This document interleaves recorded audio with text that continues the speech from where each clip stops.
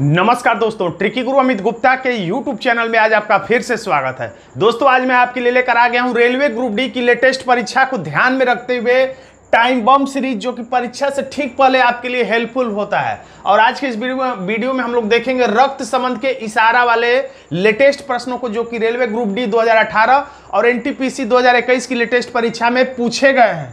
तो देखते हैं हम लोग ये पहला प्रश्न। देखिए ये प्रश्न NTPC ऑनलाइन परीक्षा 9 मार्च 2021 की लेटेस्ट परीक्षा में पूछा गया है। इस प्रश्न को और विकल्प को देख लीजिए। अब हम लोग इसको सॉल्व करने के लिए थोड़ा इसका विकल्प हटा ले रहे हैं ताकि आपको आराम से प्रश्न दिखाई दे यहाँ पर। तो हम लोग अब इसको सॉल्व करते हैं। तो देखिए लिखा है एक तस्वीर। वैसे यहाँ पर हम लोग पूरी भूमिका नहीं बनाएंगे, ये मान के चलते हैं कि आप ऐसे प्रश्नों को लगा लेते होंगे।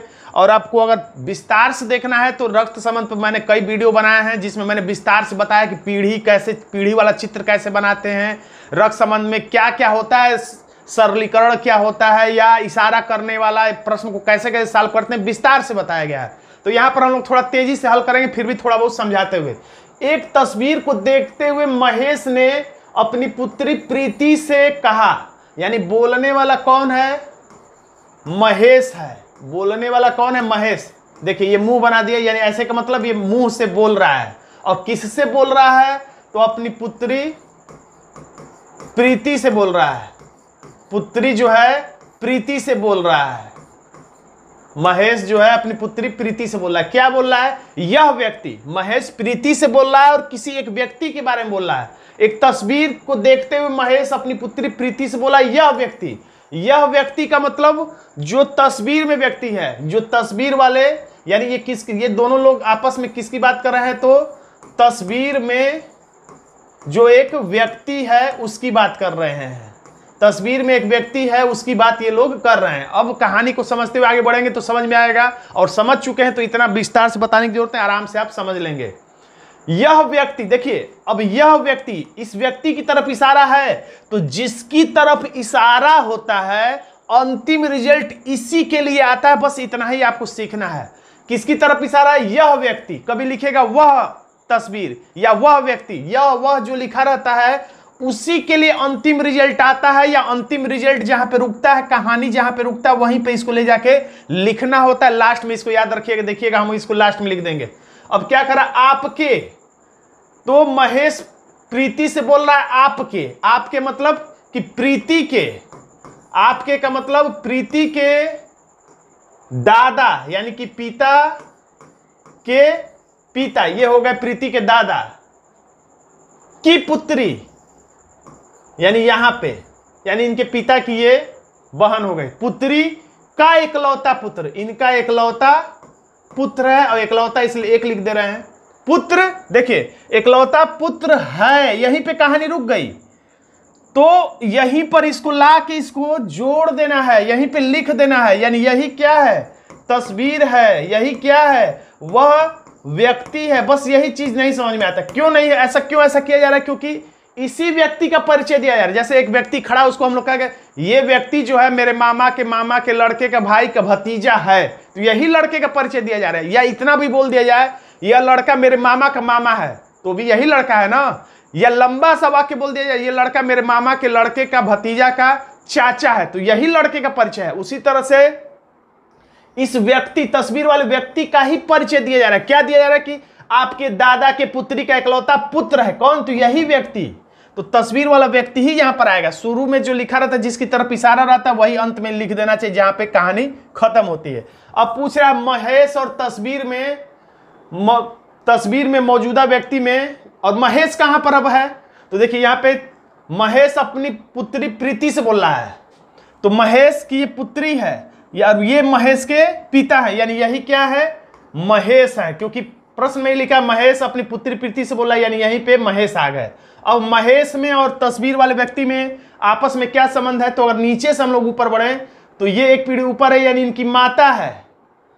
माता है, और माता के बगल में ही जो होता है वो भाई होता है। पीढ़ी वाले प्रश्न में आपको मैंने बताया वो भाई बहन अगल बगल दर्शाए जाते हैं। तो ये इनकी, ये माता का भाई क्या कहलाएगा? तो मामा कहलाएगा। और इधर से देखा जाए तो ये बहन का ये लड़का है, इसलिए भांजा कहलाएगा। तो मामा भांजा वाला यहां पर संबंध हो जाएगा, हमारा आंसर हो जाता है विकल्प बी।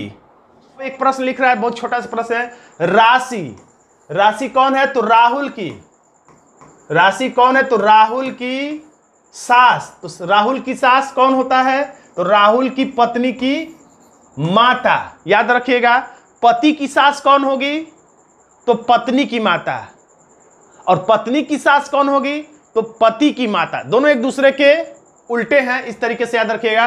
तो राहुल की सास यानी कि राहुल की पत्नी की माता की बेटी। की बेटी तो ये भी हो सकती है, क्योंकि इकलौती नहीं लिखा है, और एक यहां भी हो सकती है, ये भी संभव है। तो अगर ये हुई तो ये राहुल की साली भी हो सकती है, और भी कुछ हो सकती है। और ये वाली हुई, इसकी बात कर रहा है। राशि कह रहा कि राशि कौन है? तो राहुल की सास की बेटी है। तो राशि यानी यहां भी हो सकती है, और राशि यहां भी हो सकती है। तो राशि यहां हुई तो पत्नी, यहां हुई तो साली भी हो सकती है। तो साली चूंकि विकल्प में नहीं है, तो हम आराम से पत्नी को बिना कुछ दिमाग लगाते हुए टिक कर सकते हैं। देखिए एक और प्रश्न, देखिए प्रश्न कहां पूछा गया है? तो 2018 की परीक्षा में पूछा गया। इससे पहले 2014 में प्रश्न पूछा गया था, इसको रिपीट किया। यानी कि विगत परीक्षाओं के प्रश्न पढ़ेंगे तो रिपीट वाला लाभ आपको मिलेगा। इससे आप प्रश्न तेजी से हल करेंगे, आपका मूल्य समय बचेगा। बस इतना सा फायदा है, आंसर तो याद रहता नहीं। एक्स एक तस्वीर की ओर इशारा कर रहा है। एक्स जो है बोलने वाला है, और एक तस्वीर की तरफ इशारा करके बोल रहा है। इशारा करते हुए अपने दोस्त, किससे बोल रहा है? ये बोल रहा है किससे? एक्स बोल रहा है जेड से, और बात किसकी कर रहे हैं? तो ये तस्वीर की तरफ, ये तस्वीर की तरफ इशारा करते एक्स जो है जेड से बोल रहा है। क्या बोल रहा है? कि वह की जगह पे हमेशा वही आता है जिसकी तरफ इशारा होता है। तो इशारा किसकी तरफ है? तस्वीर, यानी इसकी बात कर रहा है वह। अब वह कौन है? तो इस यही अंतिम रिजल्ट से जुड़ेगा, जिसकी तरफ इशारा है वह। मेरी, मेरी की जगह पे कौन आता है? तो वाक्य को कहने वाला, वाक्य को कहने वाला एक्स है। तो मेरी का मतलब एक्स, वह यानी कि एक्स, वह का मतलब तस्वीर। कौन है? इसी का परिचय चल रहा है, इसी की कहानी अब आगे बताई जा रही। कौन है? तो मेरी पत्नी, यानी एक्स की पत्नी। पत्नी है यानी ये पति है, क्लियर हो गया। पत्नी की पुत्री के पति का बेटा है।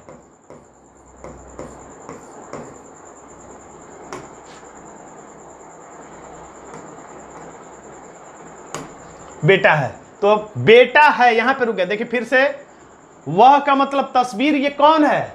तो मेरी, मेरी का मतलब एक्स की पत्नी की पुत्री के पति का बेटा है। इसके पति का बेटा कहिए चाहे इसका बेटा कहिए, एक ही बात है। जब पति पत्नी का बेटा एक ही होता है, यानी इसका भी बेटा है तो इसका भी बेटा है। खैर पूछ क्या रहा है? बेटा है, यहां पे कहानी रुकी है। तो तस्वीर को यहीं पे लिखना मत भूलिएगा, यही गलती होता है। यही तस्वीर है, जहां पे कहानी रुकेगी वहीं पे जिसकी तरफ इशारा हो, यानी यह वह को लिख दिया जाता है, तस्वीर को लिख दिया जाता है। अब क्या पूछ रहा है? तो बताइए, एक्स उस तस्वीर वाले व्यक्ति से कैसे संबंधित है? तस्वीर एक्स जो है, एक्स में और तस्वीर में संबंध पूछा है। तो ऊपर पहुंचेंगे तो ये इसके पिता हैं, और पिता की पत्नी को क्या कहेगा? तो माता है इसकी। यदि ये दोनों की ये संतान है तो ये इसकी माता है, और माता की माता को कहेंगे नानी, और नानी के पति को बोलेंगे नाना। तो हमारा आंसर नाना, या अगर उसका, अगर जैसे आप निकाल रहे नाना, विकल्प नहीं है तो आपको नाती पोता को टिक करना है, क्योंकि दोनों में से किसी एक तरफ से बता सकते हैं। अगर मामा आपका आंसर आ रहा है, विकल्प नहीं, तो भांजा को टिक करिए। आपका आंसर पुत्र आ रहा है, नहीं है तो माता या पिता को टिक करिए। ऐसा कुछ आंसर आपको विलोमानुपात ट्रिक के माध्यम से टिक करना चाहिए। ममता कौन है? ममता जो है सूर्या की मां है। ये मां है किसकी? सूर्या की। ममता सूर्या की मां, एक पीढ़ी ऊपर बना दी ये भी नाम से। और ममता के भाई का, ममता के भाई अगल बगल बनते हैं। ममता के भाई का यानी इसका किससे? सूर्या के भाई से क्या संबंध है? यानी इन दोनों का आपस में क्या संबंध है? ममता के भाई का सूर्या के भाई से क्या संबंध है? तो यहां से अगर हम लोग बढ़े तो ये इसकी भाई या बहन जो भी होगी, कुल मिला के ये इसका लड़का या लड़की है। नाम से तो लड़का लग रहा है, मान लेते हैं लड़का। तो ये लड़का है, ये भी लड़का है, तो ये इसकी माँ है। माँ के भाई को क्या कहते हैं? मामा कहते हैं। अगर उल्टा चले इधर से तो ये इसकी बहन है। अब बहन के लड़का लड़की को यानी लड़का को क्या कहते हैं, तो भांजा कहते हैं। यानी मामा या भांजा हमारा आंसर आना चाहिए, यानी हमारा आंसर हो जाता है विकल्प सी।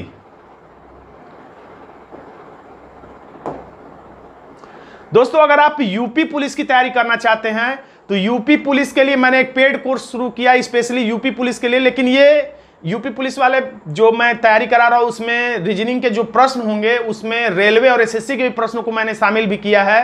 तो आप अन्य परीक्षाओं की तैयारी के लिए भी इसका इस्तेमाल कर सकते हैं, लेकिन स्पेशली ये यूपी पुलिस की तैयारी के लिए 2022 की भर्ती के लिए तैयारी के लिए पेड कोर्स लाया गया है। इसके संबंध में अगर आपको जानकारी चाहिए तो इस व्हाट्सएप नंबर पर यूपीपी 2022 लिखकर भेजेंगे तो आपको पूरी जानकारी दे दी जाएगी।